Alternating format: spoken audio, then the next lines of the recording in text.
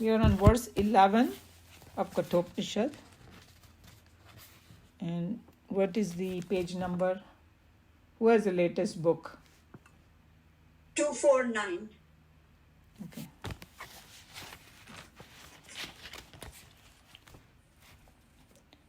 Om Sahana Vavtu Sahano Bhunaktu Sahaviryam Karvavahai Tejasvinavadhitamastu Ma Vidvishavahai. Om Shanti Shanti Shanti. Hari Om Shri Gurubhyo Namaha. Hari Om. Okay. So verse 10 was actually 9 and 10 were the ones that he was talking about how the same Atma is pervaded in the entire cosmos. It is in everyone, but it literally takes the form or appears to take the form of the one that it is in. And the English translation of verse 10 was giving example of the air.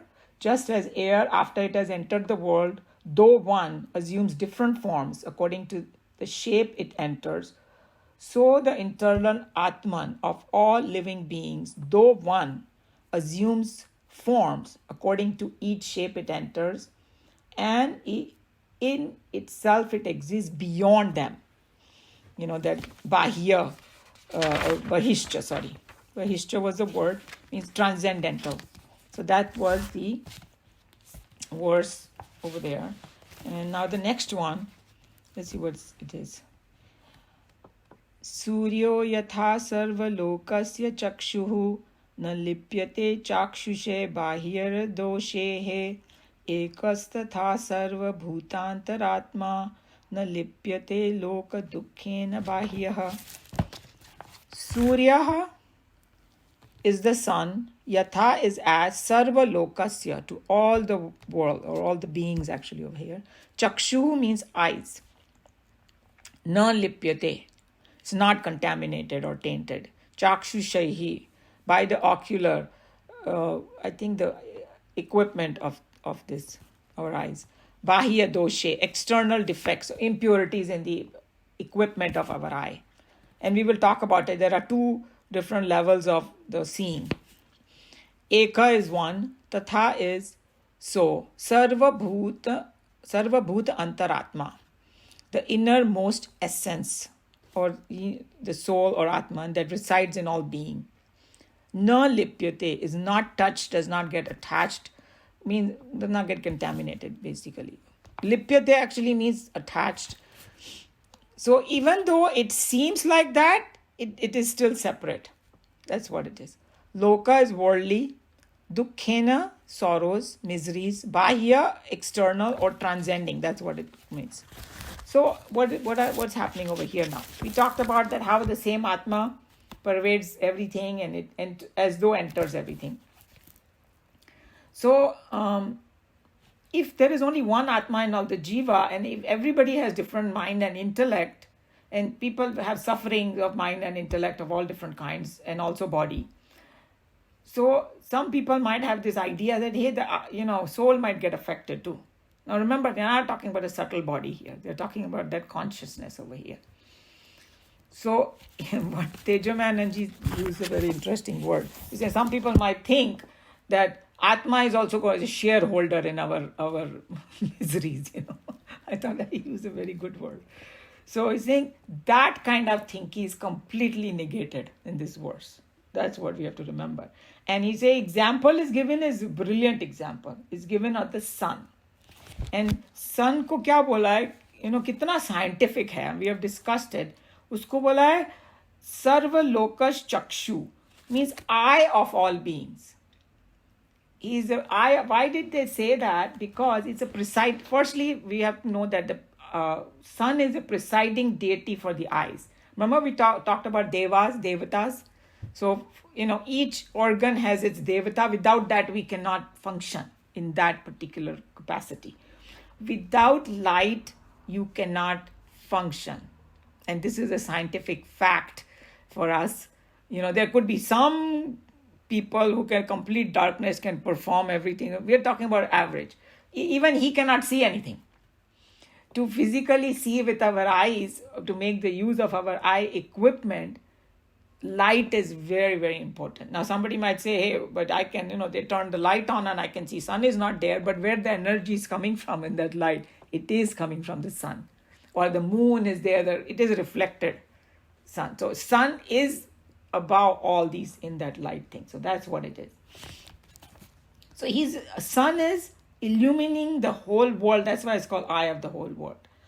And then, so what Tejo Manaji was explaining, that in the world, there are, from our perspective, there could be beautiful things, there could be ugly things, there could be dirty, filthy, on the street, some dead animal may be there, God knows, anything.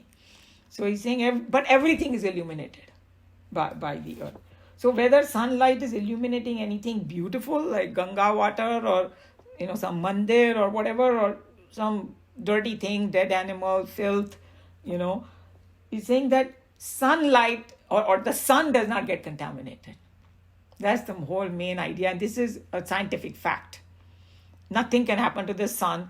In fact, the sunlight also doesn't get contaminated, touches everything, but it stays as pure, So that's the main point that he's trying to make, that somebody said, how can this happen? Hey, there is a worldly example, which is the sun, that it can happen. That's why I'm giving this great example. So the other thing is that it actually, what it's saying, see, these mantras are like sutras. They talk minimum, but these Mahatmas, they are the one who bring out so many different meanings behind it. So that we have this external equipment of our eye, right? So what this verse is actually, if you just go by the word meaning, it's telling you that apparatus that we have, all these eyeball and everything right here that we physically see, उसमें भी कुछ गड़बड़ होता है ना, समझो. किसी को कंजंक्टिवाइटिस हो गया समझो, और कैटरैक्ट हो गया किसी को old age में, and then you remove the cataract and then you can see. So your seeing ability has not been affected by the apparatus. Can we come to the conclusion, that अगर मेरे को कोई आँख में चोट लग गई temporarily and I can't see, but that seeing ability inside me is still there, and if that doesn't get affected by it.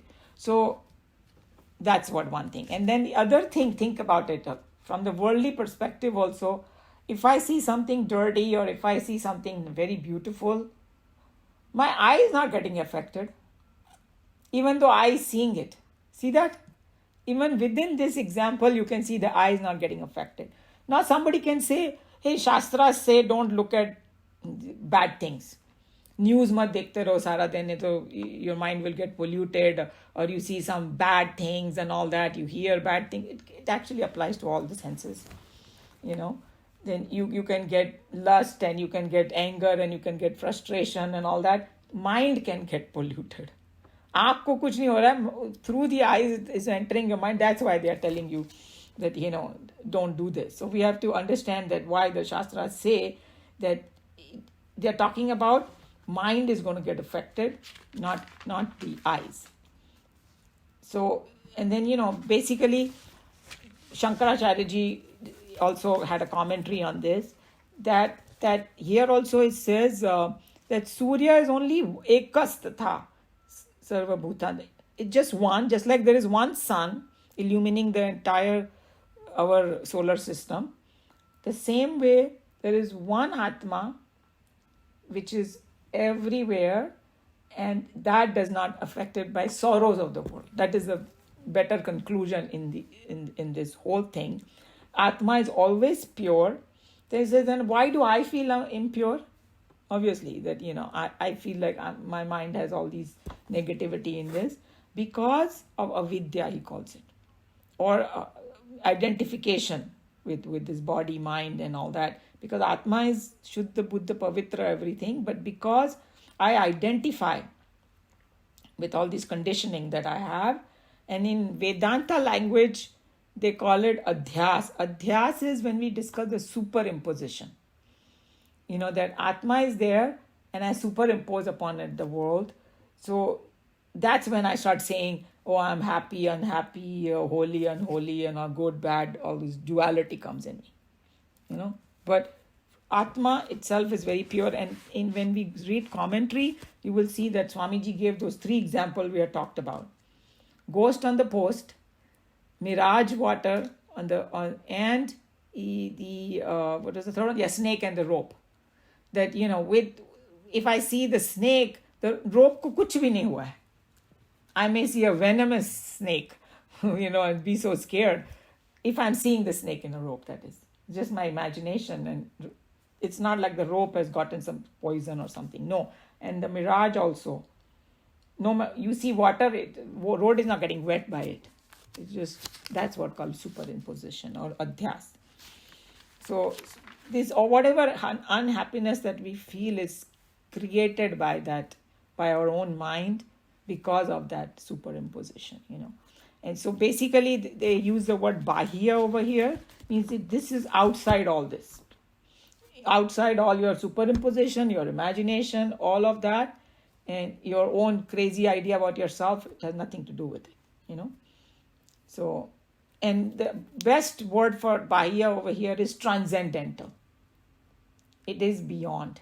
That's the word they use in Vedanta, So this is the kind of, vision that somebody has.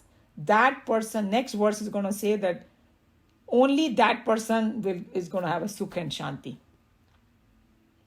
If you gain that vision, he will be abiding in that. Whatever Krishna Bhagavan was saying in Bhagavad Gita, how you gain that, even this is a very helpful thing, that Atma, which my true nature is, that does not get affected by anything. So again, it's supporting what we learned. Any question, comment, anybody wants to add anything?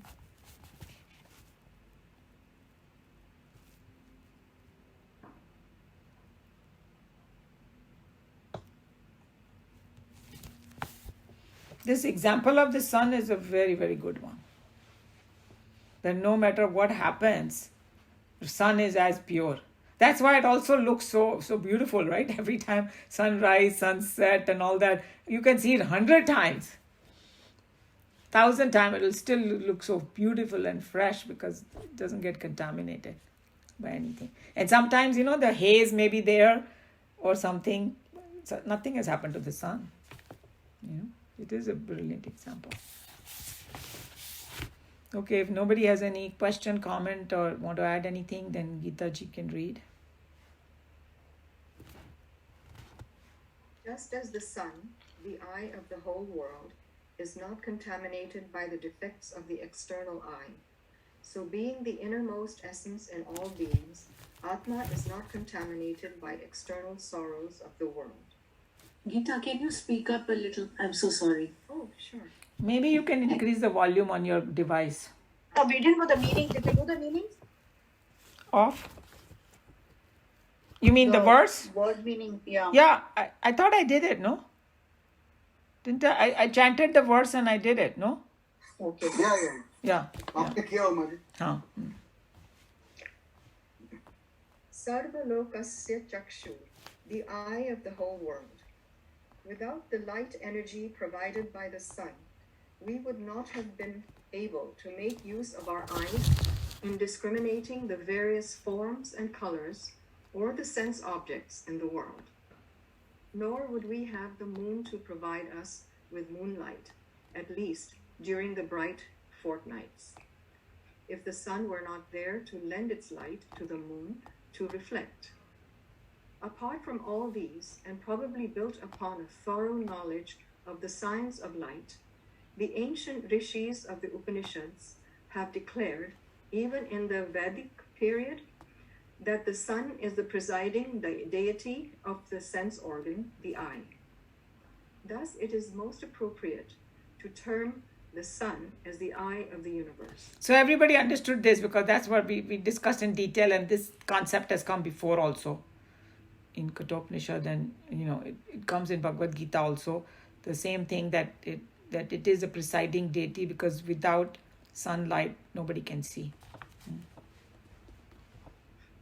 The light of the sun illumines equally all the objects in all conditions of health and decay. Whether the sunlight illumines a scene of meritorious sacrifice or a dire scene of calculated villainy, the sunlight as such does not get either blessed or condemned by the qualities of the very scenes it illumines. Right. So then we discussed it. That whether it illumines something good or bad, sun ko koi farak nahi padta hai. So this example is a brilliant one because, this is how he's applying the same example to the Atma. Similarly, the Atma is not tainted by the miseries Miseries of the world, arising from the Kam and Karma of the egocentric individuals, living the delusions of their own ignorance. All sorrows are created by our unrestrained desires and our attempts in the world of sense objects to fulfill our desires through passion motivated, self-willed actions, kam, karma, udbhavam, dukham.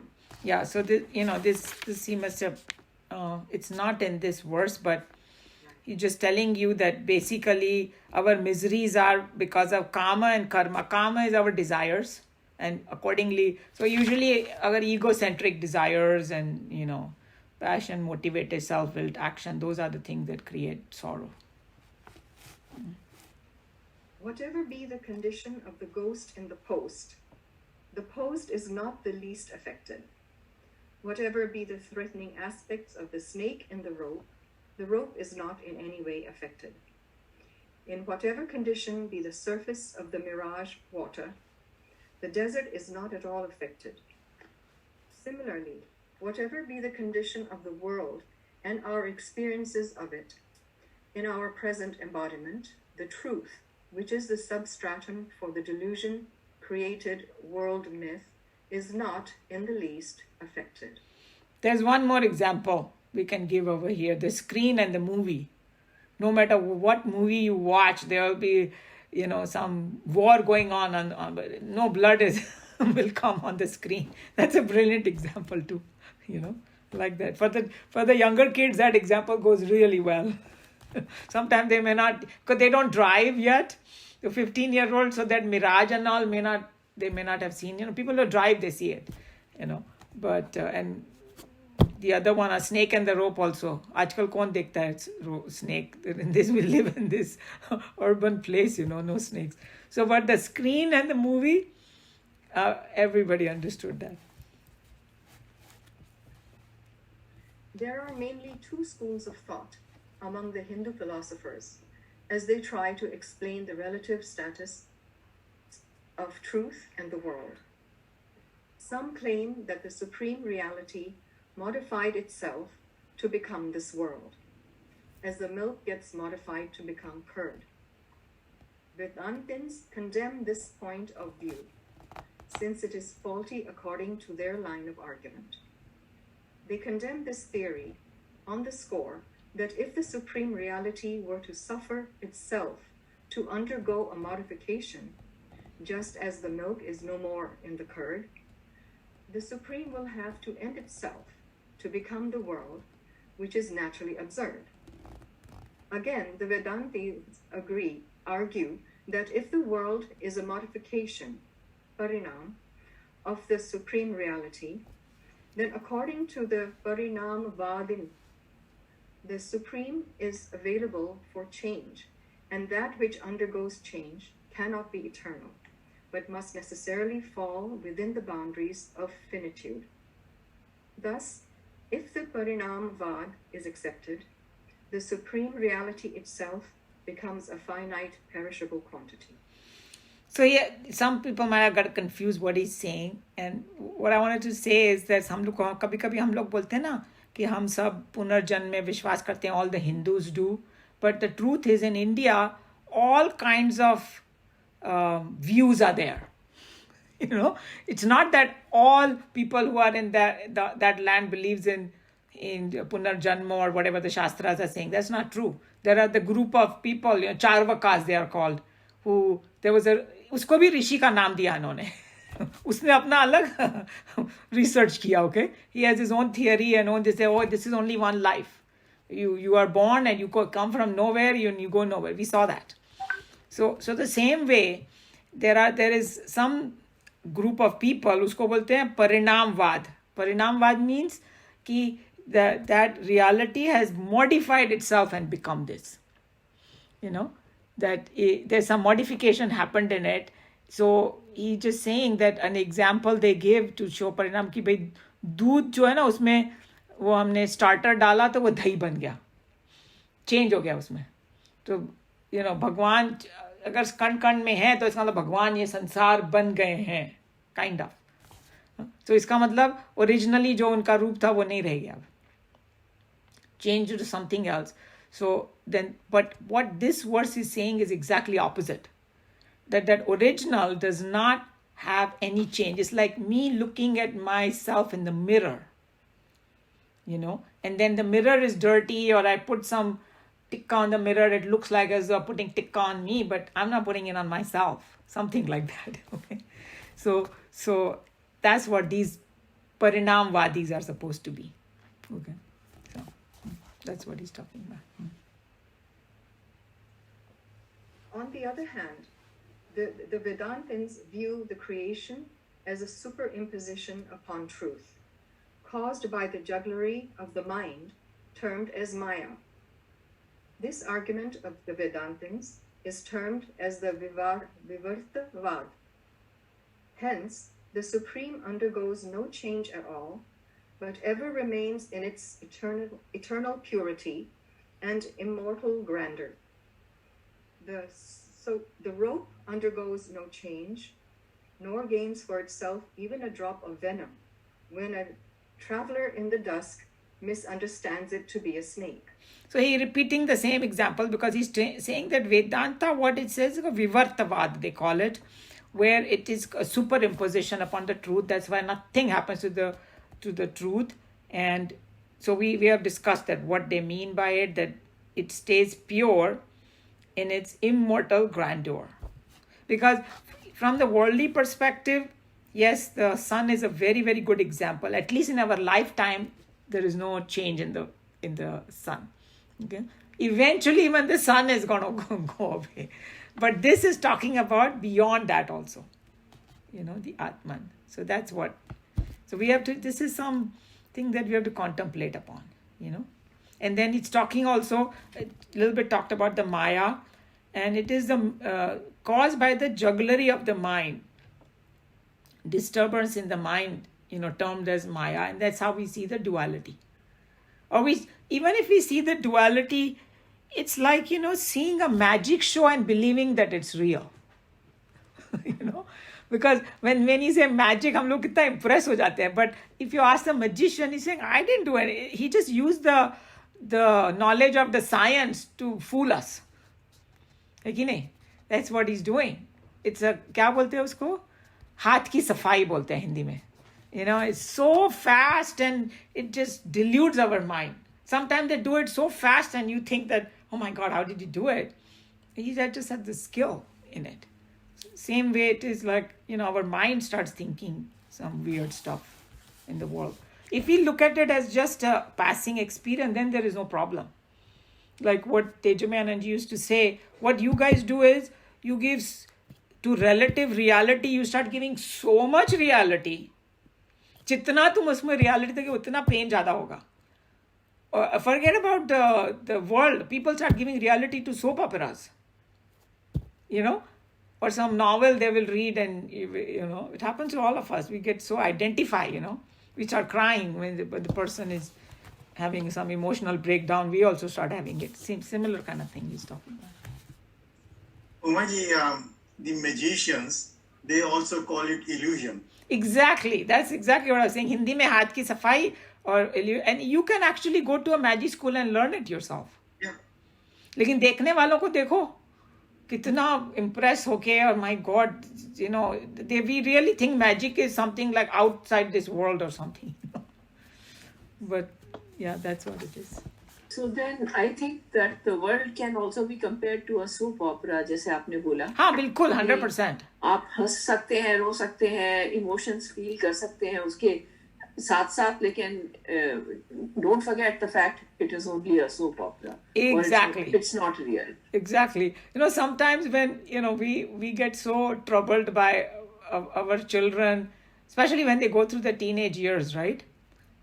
कभी कभी लगता है कोई भूत उनमें घुस गया है or something. What happened to this sweet little boy or a girl? So I think that when we were having our class in Houston, we were going through that, our kids, teenager, many other contemporaries were also. So then our teacher used to say, just think of you are a babysitter. So, and if you really see in the spiritual sense, we are the babysitters. We that Khalil Gibran ka, that whole poetry about who the children are. My children, they have come through you. They are not yours. They've come because they have their own life as their journey. It's hard because, in some sense, we are responsible to give them, like a gardener, they say. That you cannot change the seed, but you can give it a right environment to bloom. So that responsibility is ours, and we have to constantly work at it. But it's like if I'm trying to change the seed, I cannot do that. We try to do that, right? Try to, actually one of the Swamis said something so profound. He's saying, don't try to take social mileage out of your children. When people brag about, this accomplishment, that, and then sometimes you push them because you want to, want you to kind of them to do good so you can talk about it. That's what he was referring to. Because a lot of parents, he's saying that this is what he said, and I never forgot that when he said that. He said that you have say a flower at home. Whichever flower you can say, gende ka phool. And now there is a rose competition happening outside. And suddenly you want your gende ka phool to become rose. And go over there. Do this. Do that. Hey, is he capable of doing it? You cannot change that. We don't think about it because most of the people, I think, who came to America, they were high achievers. In there. And then your children may or may not be. But we can't expect that. So something similar, so many things go into this about, how to handle the world. So what you said is so true, that if we look at this as a soap opera, but that doesn't mean that, it is completely bekar, so I'm not going to do anything. See, there's a balance that we have to do. That because our progress can happen by doing our karmas correctly. So this is just a vehicle, but this is not the ultimate. That's what it is. That we have to use this as a vehicle. And even the children and the family members and all that, it is, we are entangled with each other by karmas from the previous lives and all. That's why. And the closest one have the biggest entanglement. We don't think about it that way. Even the very close friends or relatives or your children and spouse and all, probably the most. But even the people that you have to deal with in this world, maybe even in business transactions sometimes, you might have this karmic thing going from previous lives. True.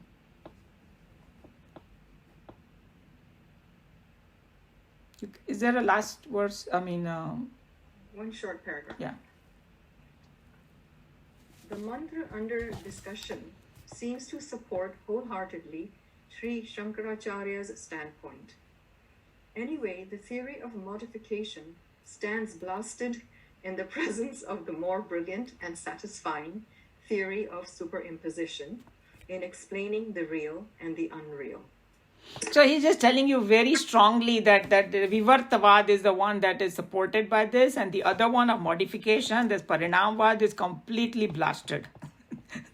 If somebody has a Shraddha in Shastra Praman, then they should not have any doubt about it. So. And in my book, Swamiji has also summarized from verse 9 to 11, and I'll just read that. He is the inner self of all beings. He's talking about their ultimate Brahman or Atma. This Antaratma, like air and fire, is eminent, enwrapped in every form. He is also at once transcendental. None can fully describe him. Like the sun, he, while illuminating all, is not touched by the imperfections of any. So that's what it's saying. So here, any question, comment? Anybody wants to add anything to this example? Umaji, what I understand is Atma is illuminating, enabler. So if we want to see the truth in anything, it is there to show it to us. Yes, it is there all the time. True. Yeah. So why don't we want to see it? Very good question. That's exactly. In fact, Krishna Bhagwan ne bola ki this is the biggest ashcharya. because it's subtle and like even in the world, it's like screen and the movie. When we are seeing the movie, we cannot see the screen. Movie has to stop to see the screen. So that's exactly the example in the meditation. Mental chatter has to stop to see the surface. That it's what I'm saying. Yeah, and the example of movie, when we are watching the movie, and if there is a horrible scene, it's up to us to turn it off. Yep, absolutely. The remote, अभी तो कितना easy हो गया. What's going on? Yeah. Abhi to boom, remote is so easy, but we don't. I mean, we were talking about the news. Some people these days, like the people who have this view that the world is coming to an end, and my God, everything is so bad. All the doctors are bad. All these guys, सब कुछ bad. उनके साथ बैठो तो लगता है कि पूरा आसमान ही गिरने वाला है हमारे ऊपर. You know why? Because they are watching the news the whole time. At one time, I remember my dad used to say, "Akhbar leke aa bahar se."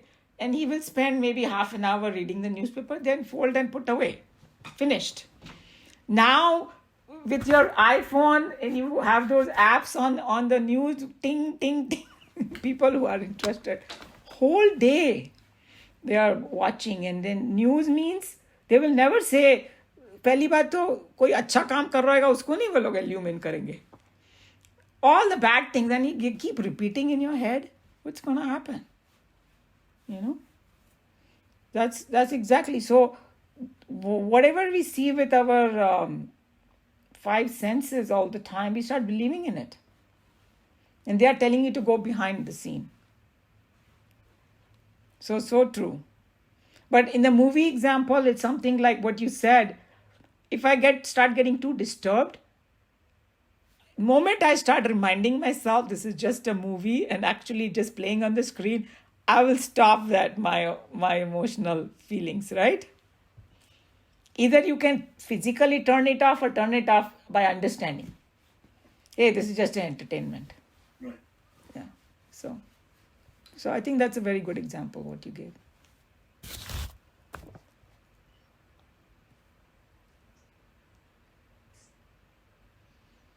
You're very right. When you were saying about the news, you keep watching it, it scares the daylight out of you. Exactly. And the truth is that the world is probably about the same. War, I know war is bad and things like that, but it's not a new thing. But there are also a lot of good things happening in the world. Right? They hardly gets highlighted though. I think I had sent that. Somebody sent me this link called the Good News channel. I remember sending it to you guys. And when I just clicked on it once. I mean, I don't watch the news that much anyway. So not that much. I don't watch it at all because I get the news from my husband and my son. They give me the bottom line and that's good enough for me. But that good, उसमें ना अच्छी बातें जो हो रही है और पढ़ के इतना अच्छा लगा कि कोई अच्छा काम कर रहा है, कोई good thing, good discoveries, good thing. And suddenly your perspective changes. And actually there is more goodness in the world than that. वो इसीलिए टिका हुआ है. There are more good people. If you really start thinking, you will find that too. But the only thing I see, जो लोग गड़बड़ करते हैं ना, शोर वो ज़्यादा मचाते हैं, और न्यूज़ वाले उनको बहुत पसंद करते हैं. जितना गलत काम किया उनके पीछे पीछे भाग के खूब इंटरव्यू वगैरह ले लेके उनका डालते रहेंगे. Because I think they find it more interesting for the audience. अगर वो न्यूज़ सुनाए कि आज एक आदमी ने 10 गरीबों को खाना खिलाया, तो it's not going to have a very big audience for that. तो ऐसी खबरें ज़्यादा देते हैं, इसने इसको छुरा मार दिया. More sensational news, I suppose. Yeah, true. Yeah, but and that is not balanced anyways. And when the pre-TV days and all that, पहले TV में आता था तो it was bad enough कि लोग ना TV के आगे बैठ जाते थे. अब तो उससे भी बुरा हो गया because phone पे आता है अभी. And in the beginning, when you suppose you download some news, there are some built-in news apps too, I think. Because I remember I had to shut it down because when you get the phone first time, it start bringing up all these things constantly. And then you have to go back and say, hey, I don't want to see this. So it's coming 24/7, all this. It's like this WhatsApp, it's like going on 24/7, right? For us Indians also, because India wale, jab hum log so rahe hote hain, you wake up in the morning and there are like 20 messages from India. And then you learn very fast that at night time, keep your phone on either silence on some other room, or I turned off all the notifications. That's the only, otherwise it will be going constantly buzzing. So like Anilji was saying, that we have to have control in our hand. Yeah. But one thing is to avoid it, the other is to get used to it and be like Kamal in water, where it doesn't affect, the water doesn't go on the lotus. Yeah, अगर हम वहाँ तक पहुँच गए तो ठीक है. तो वहाँ तक पहुँचोगे ही नहीं अगर avoid करते रहोगे ना. तो like in the beginning when we are not that pakka, we have to. And then to me, that what if you constantly see the news, nowhere it says that that's what we need to do. No, I didn't watch any news for 3 years. So, see, here Joe is so advanced and he's saying... No, but that time I didn't know San Diego, they have any crime. So, so just now when I watched, it's very different.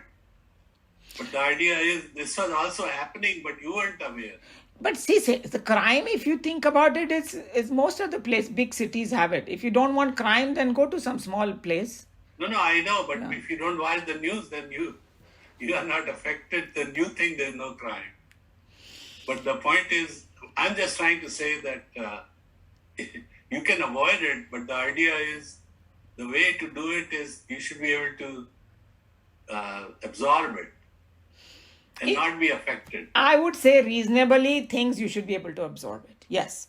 But it's like, if I constantly, if I love music, but if I constantly listen to music, maybe thak jaungi. Yeah.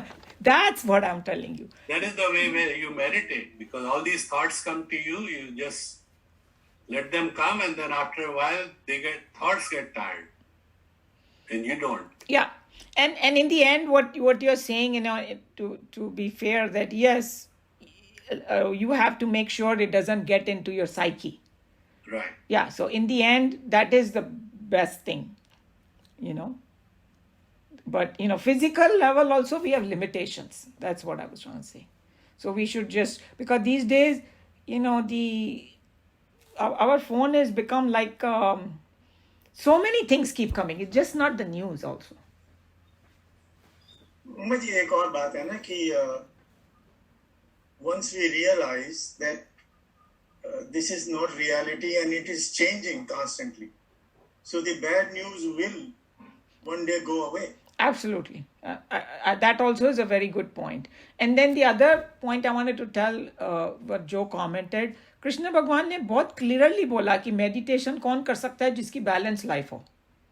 Too much sleeping is is bad, to not sleeping at all is bad, or too much eating or not eating at all. Remember, he said that did not apply just to the food. It applies to news also. Nobody's saying that live in some kind of a ignorant thing and not know exactly what is happening, but do it balanced way. So he already gave the remedy. you know.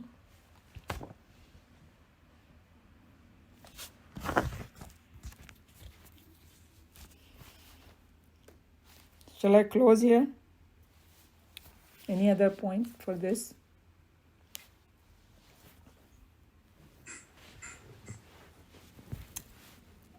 Okay, I'll close then. Om Sarve Bhavantu Sukhinah, Sarve Santu Niramaya, Sarve Bhadrani Pashyantu, Ma Kaschit Dukha Bhag Bhavet. Hari Om Shri Guru Pyo Namah. Hari Om.